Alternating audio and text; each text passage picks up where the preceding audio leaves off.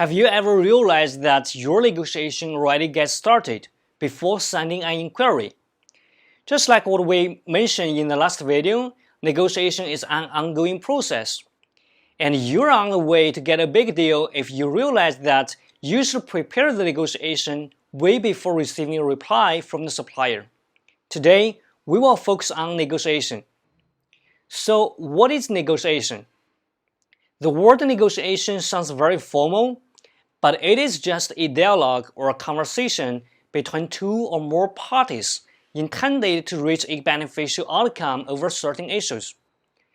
And the negotiation should be a process to increase the chances to close deals, avoid conflicts, and establish relationships. Remember, whenever you are involved in a negotiation, you are there to avoid conflicts and close deals. Most importantly, you wish to establish a great relationship when you are sourcing from China. And the other question, do you have to win the negotiation? Everyone is talking about a win-win negotiation, but everyone wants to win the negotiation. If you're the only one who wins the negotiation, then there's no win-win. Therefore, you don't have to win the negotiation. If you sense that you win at others' expenses, then you're losing. Don't get me wrong, you don't win the negotiation, it doesn't mean that you're losing it. And what can we negotiate when sourcing milk from China? When we're talking about negotiation, most of us will focus on the price. However, many points can be negotiated when sourcing milk from China. For example, free sample cost, a lower MOQ, a faster delivery time, a favorable payment term, or changing of the packages, or a certain number of products free of charge, or a guarantee policy on defective products, or even favorable conditions for the next order. If you're certain that there is no much room to negotiate on the price, then you can try those mentioned points. You can tell them frankly, "Hi James, frankly speaking, the price you offered is still very high. We don't want to waste more time on negotiating the price. And here is one solution. If you can give us extra 5% of the quantity for free, I'm able to help you get this order. Send me the commercial invoice if you agree my point." This is just an example. I know you can come up with better versions. And how does Chinese people negotiate? We mentioned that the negotiation starts way before having an official conversation between the supplier and you. For example, you have collected quotes after getting the first reply from different suppliers, and you have given the supplier a very professional impression when you told them who you are. With this, you're well prepared to start the negotiation. And as a Chinese, especially being a very small vendor when I was young, I know that negotiation is necessary. And it happens all the time when a price is involved. So how does Chinese negotiate? In the practice of negotiation in China, there are so many strategies. Typically, I got 8 of them for you. Number 1, be patient. As long as you know that negotiation is expected in China, what you need is patience to close the deal. Never rush to make any promises, down payments, and so on. If you're too eager to get the deal done or let the sellers know that you like the product very much, the emotions become your weakness and the sellers will take it as an advantage against you. So be patient. Don't assume that you're able to get the best deal in a 10-minute conversation. And number 2, know the industry or know the price. As an importer, you're supposed to know the products that you want to invest.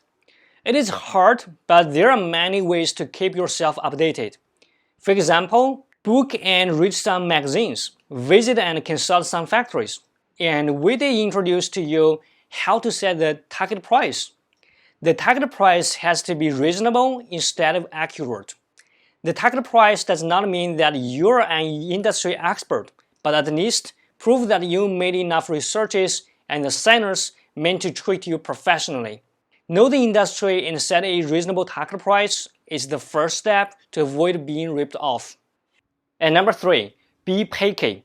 BPK is a simple trick that widely used in a negotiation.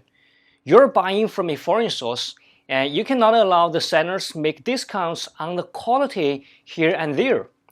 Let the sellers know that you're a very good customer, but you're picky on the quality.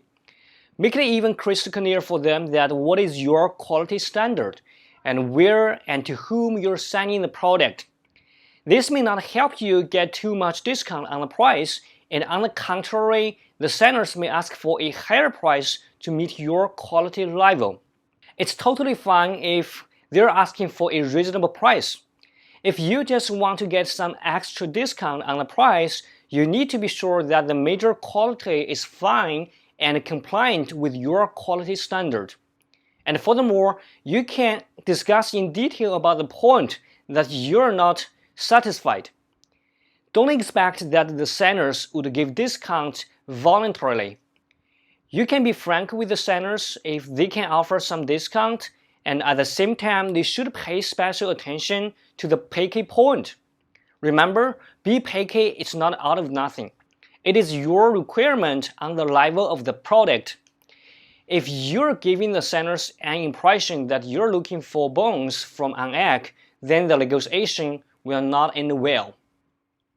Number 4. Making a feint to the east and attacking in the west. In Chinese, 声东击西. Most buyers have no patience in talking with the sellers. Sometimes they are too direct with the sellers about what they want. As we discussed in sending the inquiry to the sellers, why not send the sellers something that you don't really want? Or send the sellers something relevant but they don't have. Make them sense that you primarily want those they don't have, but those they have are not a must in your purchasing list. Then the sellers will try all methods, try all means, and try very hard to sell the products that they have to you. And they will normally give a comparatively lower price to serve your appetite. At this time, don't rush to make any decision and move to chat with them slowly. Tell them that you're tight on budget, but you like to try the market and you want to start the cooperation with them if you can get a very good support from them. Under such circumstances, it's likely to get a much cheaper price, a lower MOQ, and even a better customer service. Number 5. Get the lion's share. How many of you been told to ask for huge discount out from nowhere? In China, it's called 狮子大张口, or to get the lion's share. This is a strategy used frequently in buying from the flea market. It's working sometimes in wholesale sourcing from China, but it has to be reasonable as well. When a buyer is not satisfied with the price, the seller will ask for the buyer's target price or how much discount is preferable.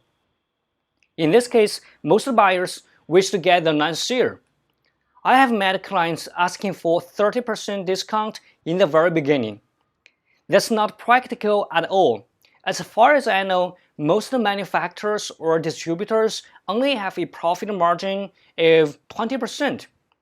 Asking for 30% discount will only make them believe that you're not serious. Again, double check your target price and do more researches of the product price. Don't make it too far away from it. Number 6. Count from nothing. Sometimes the sellers don't offer prices with regularity. You can come up with something from nothing as well. For example, after a few frequent emails, stop talking to them and make them realize that you're talking with other suppliers as they are offering a better price.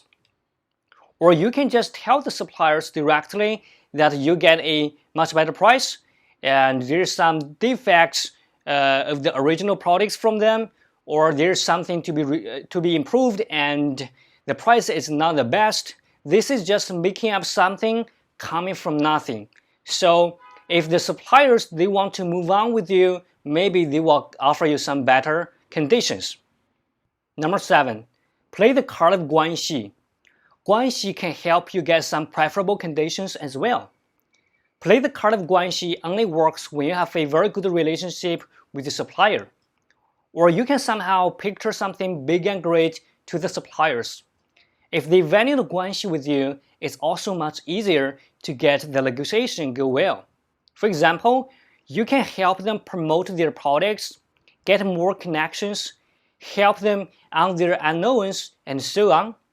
And as you know that most of the suppliers, they would love to invite you for a dinner, have a beer. That is a very good start for you to build guanxi with them. Don't miss it if you're here in China. Number 8. Ready to walk away. The last strategy you may want to take is to walk away. You do like the product and you have done many talking with the sales and the owner, but you cannot get the price lower or a better condition that you want. Be ready to walk away. Remember that there are so many products and so many sellers out there. You should not put all of your efforts on one of them. It will only make them believe that they are the best or they are the only choice you have. The more time you take on them, the harder you will leave them. Ready to walk away, most of them will come to you with new offers or solutions. But remember that you'd better think twice before walking away, or it's very hard for you to go back. Even you go back, you can hardly get better conditions. And you'd better walk away nicely. Never walk away impolitely, or the guanxi will be ruined. That's all about negotiation. Try to use those strategies in the practice. Hopefully, it can help you gain better conditions. That's all for today. Thanks for watching. See you soon.